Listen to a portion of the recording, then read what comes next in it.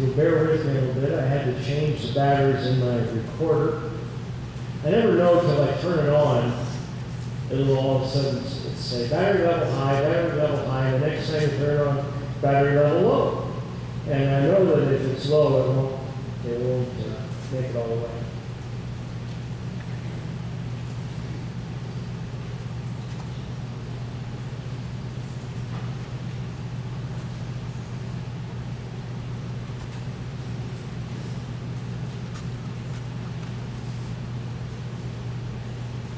Now it wants to completely reset.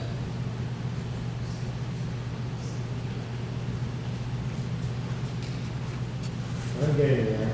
All right. If you would please open your Bibles back to Matthew 27. We are approaching the end of Matthew. I'll probably be speaking one more time out of Matthew, and then we will go on to the next book that I'm going to be preaching from, and I won't tell you what that is yet. But we are in Matthew chapter 27, and before we begin, let's give this time to the Savior. Father, I ask that you would help me today to accurately handle your word. Lord, use it to encourage us in our faith. Use it, Lord, to call in your lost sheep. Lord, we love you. Please bless this time in Jesus' name. Amen. So we are here at nearing the end of Matthew, and we will be looking at a number of passages today regarding the resurrection.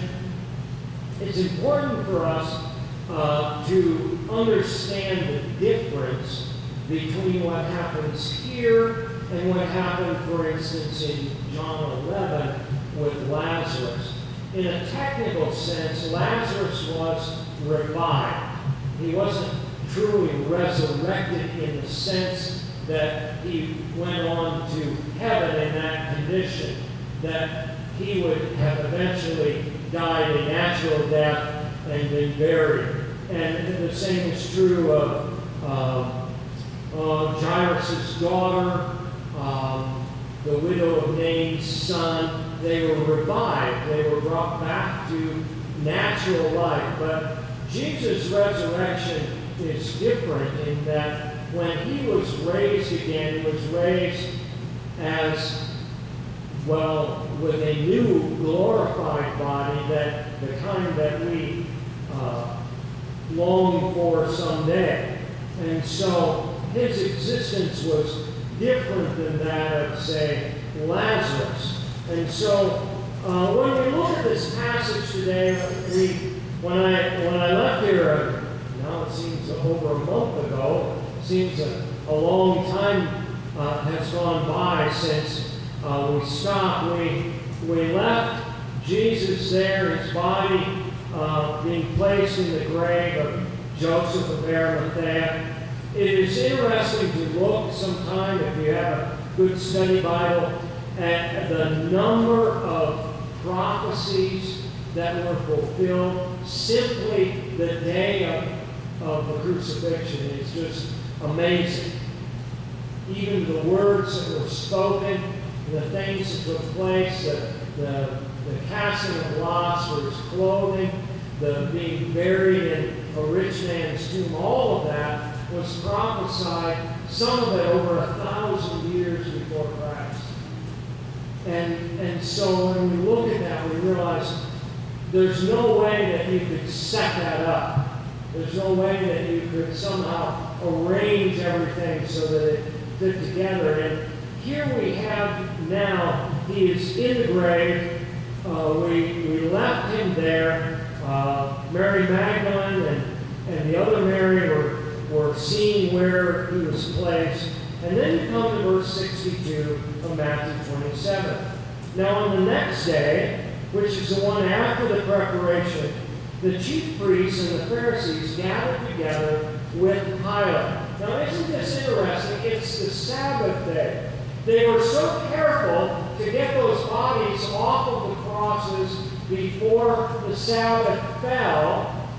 They didn't want cross, and then the very next day, on the Sabbath day, they go and meet with this Gentile leader so they can plot a little more.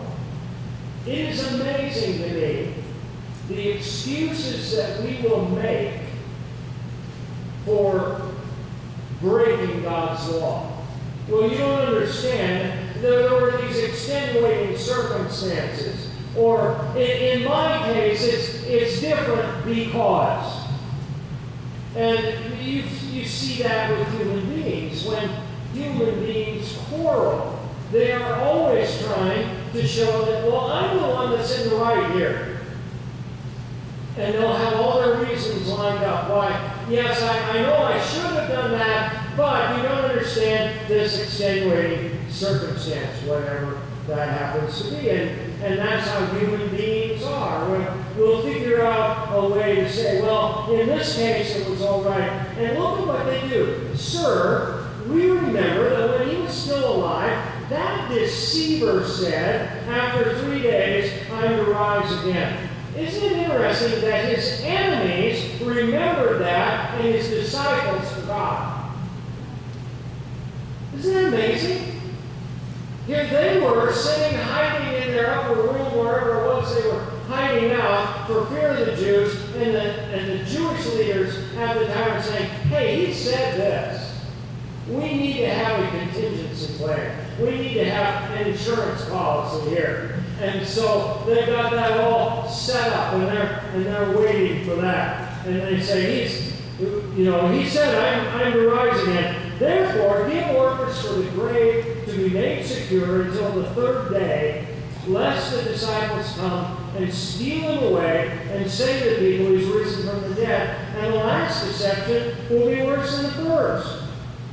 And so they're concerned over what would happen if somebody claimed that he came back from the dead.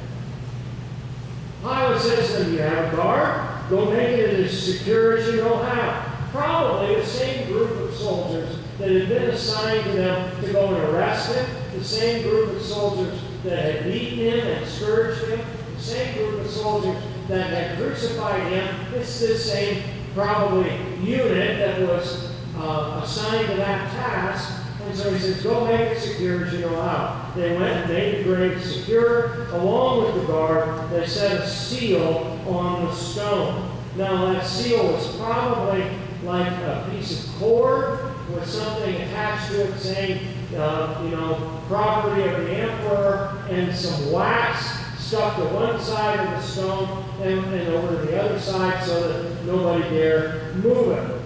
Now, like a lot of things, a seal like that is only as good as the people handling it, the people who come up, it's like the lock on your door is only good for law-abiding people. The crook is going to break the lock and come in. And so it's just to keep, as we say about locks, that they just keep honest people honest. And you wouldn't need to lock the door to your front door. And as long as no bad person tried to get in, right? But you don't know when that might be. But in this case, they put the seal on the stone. They have a guard there. These are Roman soldiers that are there guarding the grave. And then you come to chapter 28. Now, every other religion in the world would end at chapter 27. Muhammad is still dead. Buddha is still dead. Confucius is still dead. Stalin is dead. Lenin is dead. Hugo Chavez is dead. Fidel Castro is dead. They're all dead. And then comes chapter 28. Now, late on the Sabbath, as it began to dawn for the first day of the week, Mary Magdalene and the other Mary came to look at the grave. And behold, a severe earthquake had occurred. For an angel of the Lord descended from heaven and came and rolled away the stone and sat upon it.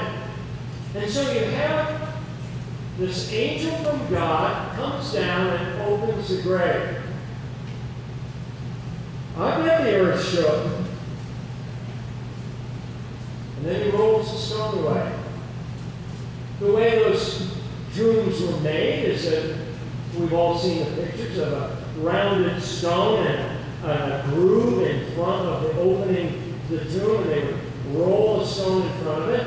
And a sepulcher had not just one grave, but a number of them inside. And so as each member of the family or whatever that owned that tomb would pass away, they would roll the stone back with levers and put a rock in front of it so it couldn't roll back. And they go in and place the body in one of the niches there, and then they would roll the stone back in front. And then the ordinary person couldn't come in and violate that. And it was a large stone. And so that would have been the situation here. And so the stone is rolled away. And the angel sat upon it, it says. His appearance was like lightning, his garments as white as snow, and the guards shook for fear of him and became like dead men. It is a well-known fact that extreme fear can cause a person to fall into something like sleep, almost a comatose state. I remember watching an interview of men who had taken part in the attack on Iwo Jima, and the horror of that battle as they came into that coastline, and the terror there of the mortars and the shells landing. More than one person was found there on the beach, apparently dead, but not. In shock and fear of what was going on, they fell asleep, as it were, and had to be drugged and up the beach and revived, and there were no wounds on them, just the mere terror of what they were experiencing caused them to fall into sleep, and that can happen. And so they become like dead men, and I love this. I pointed out before how the ladies had to come back and do the body right. You know, they saw Joseph and Nicodemus take the body off the cross, wrap it with spices. Then the ladies come back with more spices. My assumption is to do it right. And so we see that take place, and it kind of gives me a chuckle. And here you have these rough, tough Roman guards are all cast into a deep sleep for fear, and the ladies are still there. The angel answered and said to the women, "Do not be afraid, for I know you are looking for Jesus, who has been crucified. He's not here, for he is risen, just as he said. Come, see the place where he was lying." So, wouldn't you love to watch all this take place? You and I would probably fall asleep too, wouldn't we? But here's the ladies, they're there, and the angel says to them, it's interesting that almost every time you have an angel speak in Scripture, the first words they say is, "Do not be afraid." Almost every time. Don't be afraid. It must be an awe-inspiring thing to actually see an angel. I've heard folks claim to have seen angels. I don't believe most of them because of that very fact, that the experience is so overwhelming. You see it over and over in the Old Testament, also in the New, that most of the time they will say, "Do not be afraid." And then he says, "I know that you're looking for Jesus, who has been crucified. He is not here, for he is risen just as he said. Come see the place where he was lying, and go quickly and tell his disciples that he's risen from the dead, and behold, he's going before you into Galilee. There you will see him. Behold, I have told you." It's interesting, if you read the various gospel accounts, the common theme is, I'll meet you in Galilee. And yet, when you see what actually takes place, well, let's look. We could look at the book of Luke.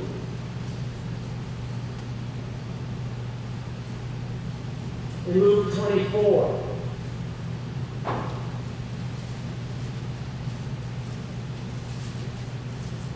In Luke 24, the disciples that were on their way to Emmaus see the Lord. He preaches to them the gospel from all of the Old Testament. And then you come to verse 36. While they were telling these things, they ran back to Jerusalem. While they were telling these things, he himself stood in their midst, but they were startled and frightened, thought they were seeing a spirit, and said to them, Why are you troubled? Why do doubts arise in your heart? See my hands and my feet, that it is I myself. Touch me and see, for a spirit does not have flesh and bones, as you see that I have. And when he had said this, he showed them his hands and his feet. And while they still could not believe it, for joy and were marveling, he said to them, Have you anything here to eat? And they gave him a piece of broiled fish, and he took and ate it in their sight. Now, here's something to understand. He has a real body. This is not some sort of spiritualized resurrection, that they were just seeing visions of him. They really saw him. They touched him. They knew he was there. He actually ate with them. And that's important to understand. What will our bodies be like in heaven? Well, we're not told a great deal, except that we see him able to eat. But yet, there's no hunger there, so how does that work? I don't know. But I guarantee you we'll like it. It'll be good. It'll be a wonderful thing when we're in heaven with him. But he's real. But notice they're still there. If you look in John chapter 20. In John chapter 20, we have a little more detail here of what happened that day. We'll start with verse 1. Now on the first day of the week, Mary Magdalene came to the tomb while it was still dark, saw the stone already taken away from the tomb. She ran and came to Simon Peter, to the other disciple whom Jesus loved, said to them, They've taken away the Lord out of the tomb, who do not know where they've laid him. Peter therefore went forth, the other disciple, and they were going to the tomb, and the two were running together, and the other disciple ran ahead faster than Peter, came to the tomb first, stooping and looking in, he saw the linen wrappings lying there, but he did not go in. Simon Peter therefore came, following him, entered the tomb, and he beheld the linen wrappings lying there, and the face cloth which had been on his head, not lying with the linen wrappings, but rolled up in a place by itself. Then entered in, therefore, the other disciple also, who had first come to the tomb, and he saw and believed. That would be John, apparently. For as yet they did not understand the scripture that he must rise from the dead. So the disciples went away again to their own homes. Now, think about this. He had told them how many times? I'm going to Jerusalem, they're going to mistreat me, they're going to crucify me, I'm going to rise the third day. And the Pharisees heard it, but it still hadn't registered with them. Have there been things, spiritual things especially, that you heard over and over before you finally understood what it meant? That Jesus' death on the cross was actually an expiatory sacrifice for your sin, and that blood could be applied to your sinful account. You may have heard all about that for years before it finally dawned on you that you actually need a Savior. That your sin actually costs the blood of Christ himself.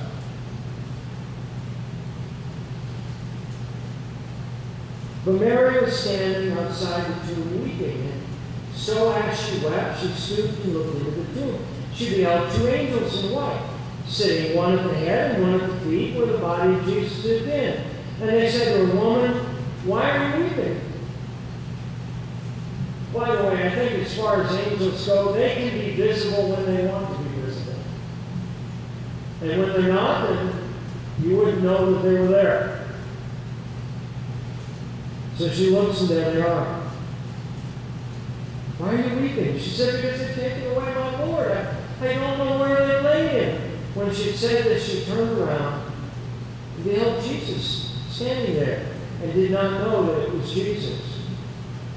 You say, well, how could that be? Well, even in here, as I am looking out from this not really bright lighted room out to the sunshine outside, and I look down at you guys, it's hard to look at the sunlight out there and then look down and recognize anyone. I can see you, but my eyes have to adjust. And if she was in the garden too, and there's someone standing outside, it's perfectly understandable that she would not recognize, especially if she was crying.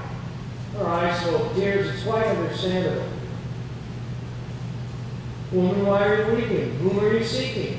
Supposing him to be the gardener, she said to him, Sir, if you carried him away, tell me where you laid him, and I will take him away. Jesus said to her, Mary.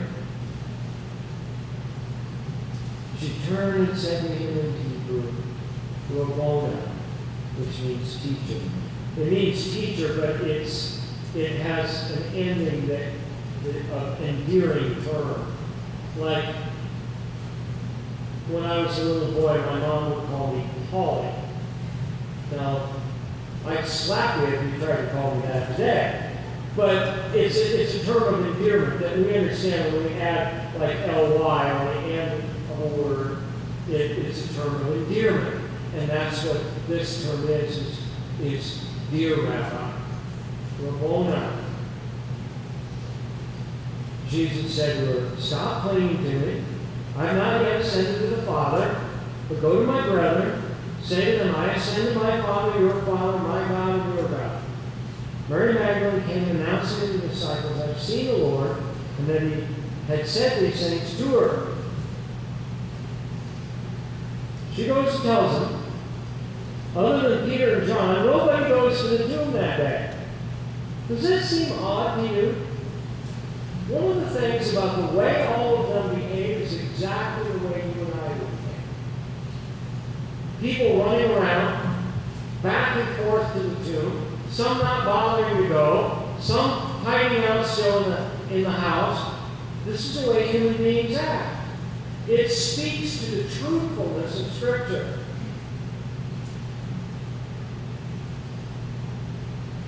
When therefore it was evening on that day, the first day of the week, when the doors were shut, where the disciples were for fear of the Jews, Jesus came and stood in their midst and said to them, Peace be with you. Now there's something different about his body, because he can be there with the doors shut. How does that work? Well, I don't know, but there he is. Peace be with you.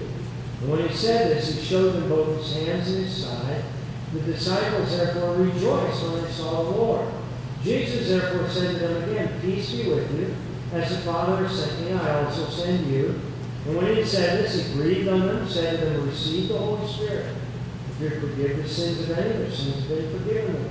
If you retain the sins of any, they've been retained.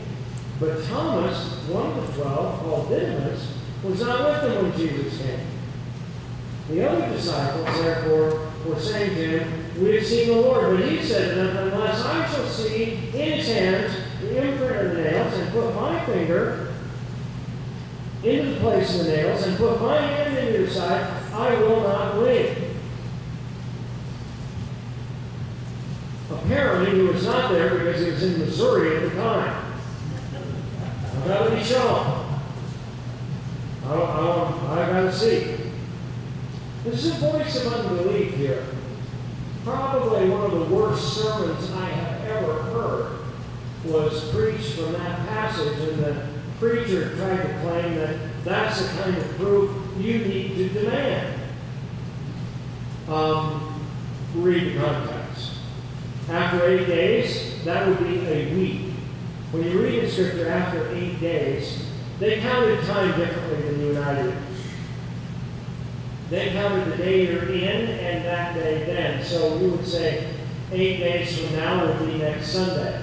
In our way of thinking in Western civilization, we think in 24-hour periods, and so we would say 7 days from now. But that's not how they speak. And in Latin America, they use hoy en ocho. Today in 8 would be a week from now. And so that's the way they thought. They would count today, and they would count that following Sunday. After 8 days, by the way, that helps you understand how you could be in the grave Friday, Saturday, and Sunday morning, and it counts as 3 days, because it's parts of 3 days. After 8 days, his disciples were inside, Thomas with them. Jesus came, doors having been shut, stood in their midst and said, "Peace be with you." Then he said to Thomas, "Reach here your finger and see my hands. Reach here your hand and put it into my side. And be not unbelieving, but believing." Thomas answered and said to him, "My Lord and my God." This is one of the great statements of who is Christ. He is God. He accepts that from Thomas. Jesus said to him, "Because you've seen me and you believe, blessed are they who did not see and yet believe." And we find out from this that a week later they were still there in Jerusalem. But eventually they did get to Galilee, and you see that in John 21. But as we think about what this means, as we look at this, Jesus rises from the dead, basically under his own power, if you will. What does that mean? Now Lazarus was revived, brought back from the grave. The Lord restores him to life, and there he is with them. The widow of Nain, her son, was restored to her. Jairus' daughter, same story. But the disciples came to understand that this meant something bigger than that. Look with me at the book of Acts.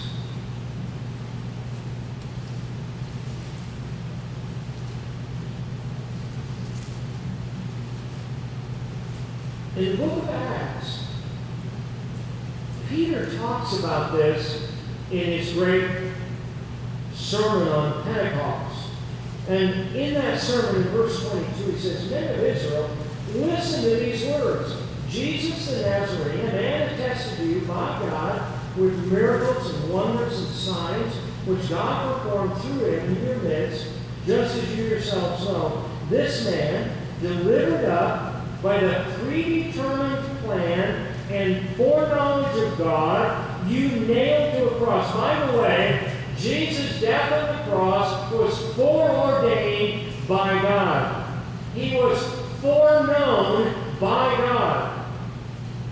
When it says foreknowledge, that is not knowledge about just events, but rather personal knowledge of the person. When we talk about the foreknowledge of God, it's more than just he knows about what's going to happen. He knows every individual involved. It's hard for us in English. We only have one word, know. And that can mean that I know my algebra lesson and I know my wife. And we use the same verb meaning completely different things. Greek was not like that, and other languages as well have that dichotomy of knowledge about information and knowledge of relationship. And this is that knowledge of relationship. He foreknew the Son. By the foreknowledge of God, you nailed to a cross by the hands of godless men and put him to death. This is important for us to understand. When we talk about salvation, What needs to happen in the heart of a person is to understand that Jesus' death on the cross is my fault. It's my fault. To understand that his death on the cross does something for me personally. He is bearing the wrath of God in my place. And so the person hearing the gospel, when they understand that they are guilty before a holy God, and they have no way of making that right, it causes them to be able to cast themselves wholly upon Christ and what he did on the cross. We put him to death. God raised him up again, putting an end to the agony of death, since it was impossible for him to be held in its power. And he uses as his biblical basis Psalm 16, written by David over 1,000 years before Christ.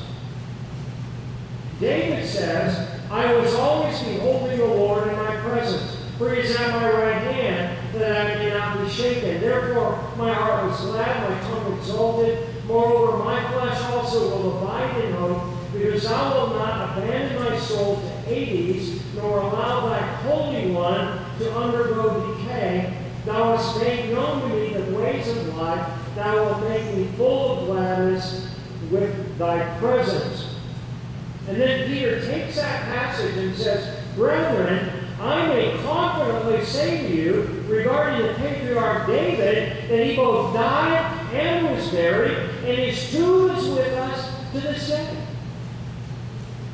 And so, because he was a prophet and knew that God had sworn to him with an oath to seat one of his descendants upon his throne, he looked ahead and spoke of the resurrection of the Christ, that he was neither abandoned to Hades, nor did his flesh suffer decay.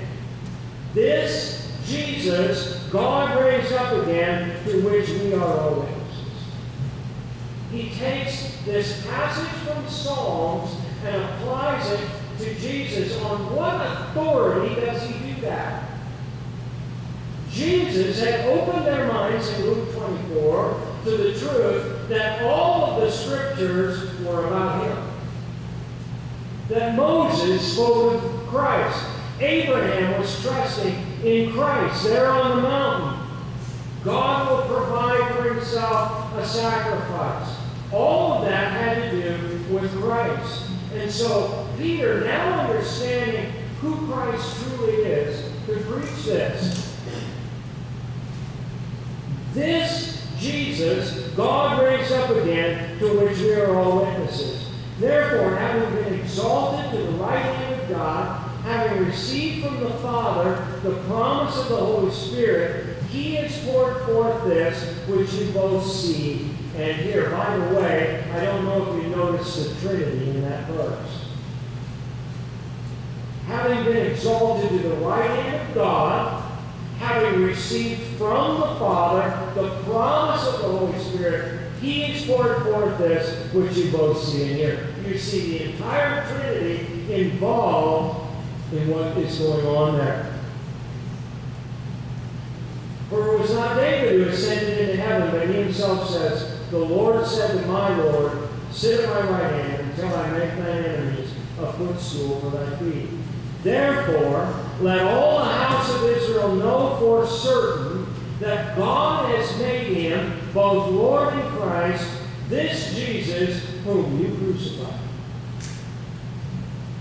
When we hear the gospel with understanding, it means that we are understanding that Christ's death on the cross was in our place. And it is applied to us. And we see ourselves there. And we come to understand exactly what Peter is saying. Know for certain, God has made him both Lord and Christ. This Jesus whom you crucified, what had I better do? I better cast myself upon the mercy of the Lord. And here's here's the wonder of salvation. Everyone who has ever come to Christ, he is not turned away. Not a single person who comes to him has he ever turned away. If God has so worked in your heart and life to recognize your sinful condition, you see that Jesus is the only way, the only Savior, and you cry out to him to save you, he will save you. That's how simple it is. Look at their reaction. Now, when they heard this, they were pierced to the heart, and said to Peter and the rest of the apostles, Brethren, what shall we do? And what does Peter tell them? Repent. Let each of you be baptized in the name of Jesus Christ for the forgiveness of your sins. You shall receive the gift of the Holy Spirit. Repent. Turn to him. Trust in Christ for forgiveness. And if that has happened, you should be baptized, giving witness to what has happened. Look what else, how Peter handles it in chapter 3.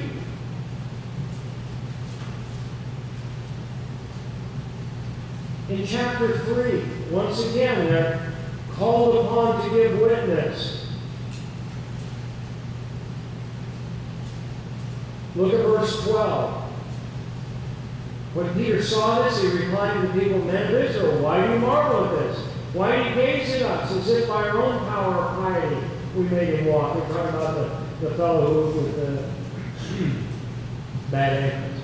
The God of Abraham, Isaac, and Jacob, the God of our fathers, has glorified his servant Jesus, the one whom you delivered up and disowned in the presence of Pilate when he decided to release him. But you disowned the holy and righteous one and asked for a murderer to be granted to you, but put to death the Prince of Life, the one whom God raised from the dead, a fact of which we are witnesses. Once again, he focuses in on, it's your fault, each of us. It's our fault.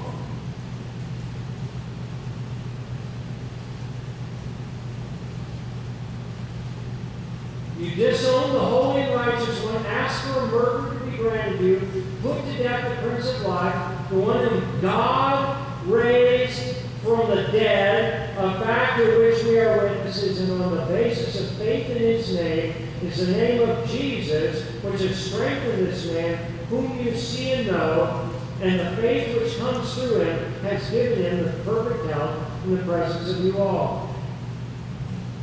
Once again, look what he said. Now, brethren, I know that you acted in ignorance, just as your rulers did also. But the things which God announced beforehand by the mouth of all the prophets, that his Christ should suffer, he has thus fulfilled. Repent, therefore, and return, that your sins may be wiped away, in order that times of refreshing may come from the presence of the Lord, and he send Jesus, the Christ, appointed for you, whom heaven must receive until the period of restoration of all things, about which God spoke by the mouth of his holy prophets from ancient time. And so, once again, what does he make as the point of Christ's death on the cross, the resurrection? You and I would have no guarantee of salvation without the resurrection. Otherwise, he was just a nice martyr who died on the cross. But because he rose from the dead, you and I can know that we can be forgiven. Our sins are washed away. Look with me, if you would, at the book of Hebrews.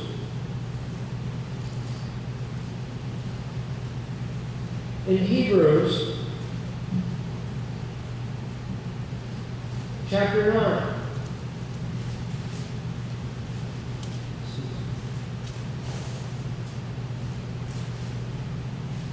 In Hebrews chapter 9, the author of Hebrews is comparing the sacrifice of Christ to the sacrifices of the Old Testament. In verse 11, it says, when Christ appeared as a high priest of the good things to come, he entered to the greater and more perfect tabernacle, not made with hands, that is to say, not of this creation, and not through the blood of goats and calves, but through his own blood. He entered the holy place once for all, having obtained eternal redemption. It is so important to understand that salvation is an act of God, and it is for eternity. Salvation is not something that comes and goes. When I've been on these conferences in Mexico, quite often I'll have Q&A time. And we did not on this trip. But Q&A time is fun because it's like stump the pastor. And you'll have all these various questions. Number one question that I get asked. Number one. Can I lose my salvation? And my answer is, if it is yours, yes, and you'll lose it before midnight tonight. But if it is God's salvation, no, you can't lose it. Because He is the one who guarantees it and carries it out. Salvation is of the Lord. Salvation is of the Lord. It's so important to understand. And so, eternal redemption. I knew of a young lady years ago that was asked to work in she was applying for a job at a mission of a group that believed in loss of salvation. And they knew where she'd gone to school. And so they asked her, do you believe in, at that time they called it eternal security? And she goes, well, I believe I have eternal life. The Bible tells me that He gives them the eternal life. Well, yes, but do you believe in eternal security? And she goes, I believe that if I believe in Christ, according to the Word, I have eternal life. Either it's eternal or it isn't. And they hired her, which is amazing. What we teach here is not truly what some folks refer to as eternal security. We teach perseverance of the saints. That a person who is truly saved will persevere. They will continue on. Sometimes there's young folks who appear to be, at first, to be a believer and then later turn away. There's been some well-known, popular people just in the last few weeks who famously announce their deconversion or whatever. You can't deconvert from something that you were never converted in the first place. What they're revealing is what they actually believe all along.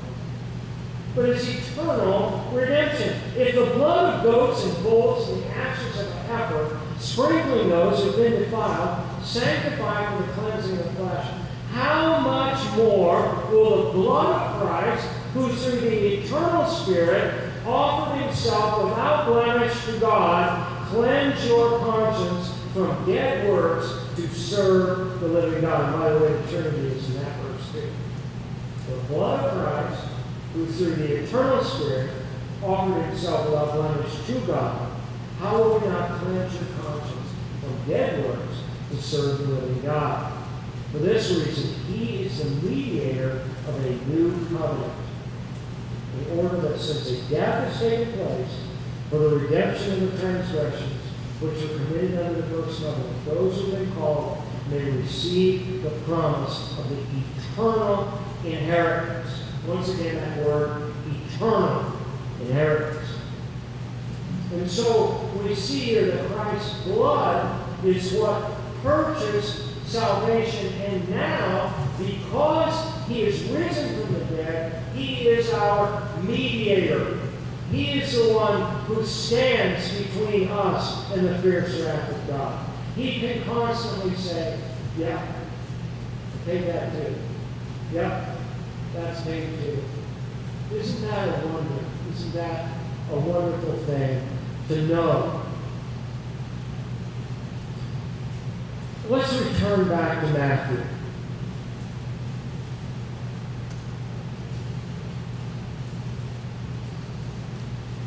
In verse 5, the angel answered and said to the women, "Do not be afraid. I know that you're looking for Jesus who has been crucified." There are some of the sweetest words of all of Scripture. He is not here,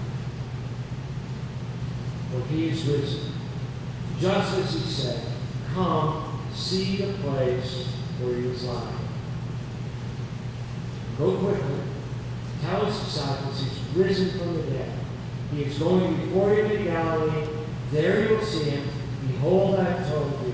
They departed quickly from the tomb with fear and great joy and ran to report it to his disciples. And behold, Jesus met them and greeted them. They came up and took hold of his feet. By the way, they took hold of his feet. They could touch him and worship him. Jesus said to them, "Do not be afraid.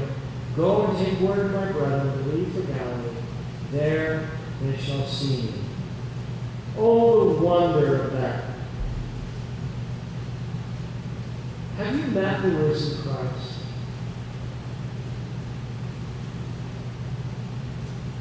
Look at, in closing, look at Paul's reaction in Acts chapter 9.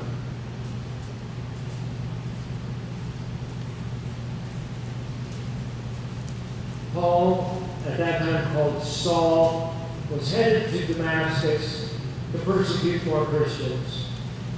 Verse 3, it says, "Came about that as he journeyed, he was approaching Damascus, and suddenly a light from heaven flashed around him. He fell to the ground and heard a voice saying to him, 'Saul, Saul, why are you persecuting me?'" Notice he didn't say the church. He says me.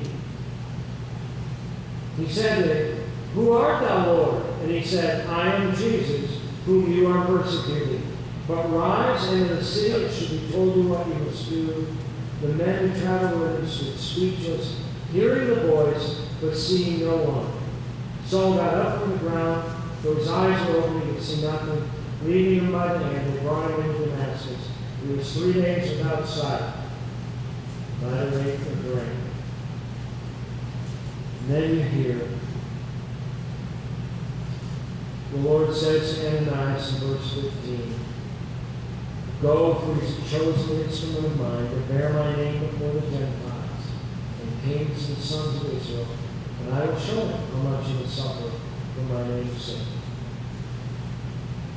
Paul's first response is, "Lord, what would you have me do? What would you have me do?" Perhaps even today, as I've been speaking, you have seen your need of a Savior. You've come to realize that this risen Lord is calling you. So repent and come to him, even today. Let's pray. Father God, I pray that you would take your word, apply it to the hearts of your people. Bless and keep them. In Jesus' name, amen.